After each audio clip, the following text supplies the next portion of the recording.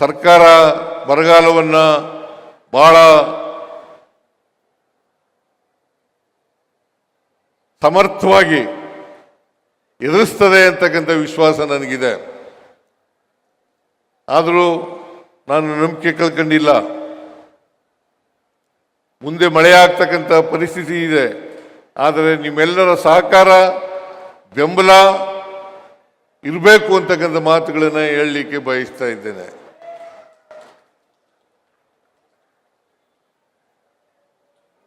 ಕೇಂದ್ರ ಸರ್ಕಾರ ಹೇಗೆ ನಡೀತಾ ಇದೆ ಅಂತಕ್ಕಂಥದ್ದು ನಿಮಗೆಲ್ಲ ಗೊತ್ತಿದೆ. ಅವರು ಯಾವತ್ತೂ ಕೂಡ ನುಡಿದಂತೆ ನಡೆದವರಲ್ಲ. ಬಿಜೆಪಿಯ ಸರ್ಕಾರ ನುಡಿದಂತೆ ನಡೆದಂಥ ಸರ್ಕಾರ ಅಲ್ಲ. ಅವರು ಹೇಳದಂಥ ಒಂದು ಭರವಸೆಗಳನ್ನು ಕೂಡ ಈಡೇರಿಸ್ತಕ್ಕಂಥ ಪ್ರಯತ್ನವನ್ನು ಮಾಡಿಲ್ಲ.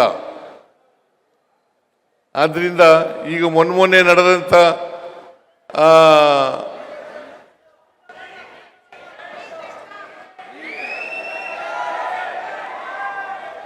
ಚಳುವಳಿನಲ್ಲಿ ತಲೆ ಬಾಗಲೇಬೇಕಾಯಿತು.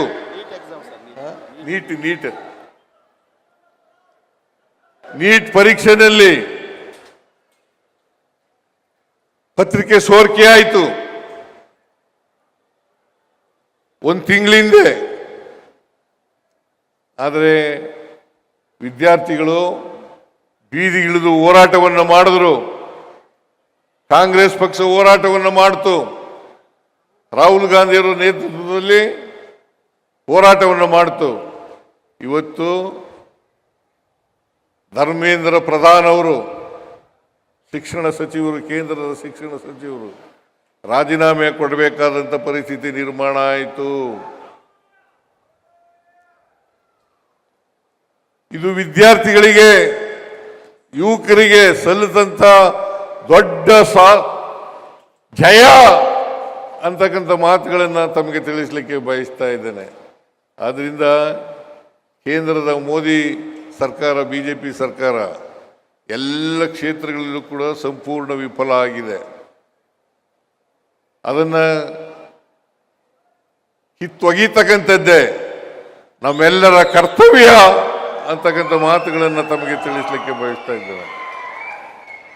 ಅದರಿಂದ ನೀವು ಚುನಾವಣೆ ಇನ್ನು 2-3 ತಿಂಗಳಲ್ಲಿ ಯಾವಾಗಲೇ ಆಗ್ಬೋದು. ಆ ಚುನಾವಣೆಯಲ್ಲಿ ನಮ್ಮ ಕಾಂಗ್ರೆಸ್ನ ಅಭ್ಯರ್ಥಿಯನ್ನು ಗೆಲ್ಲಿಸಿಕೊಡಬೇಕು ಅಂತಕ್ಕಂಥ ಮಾತುಗಳನ್ನು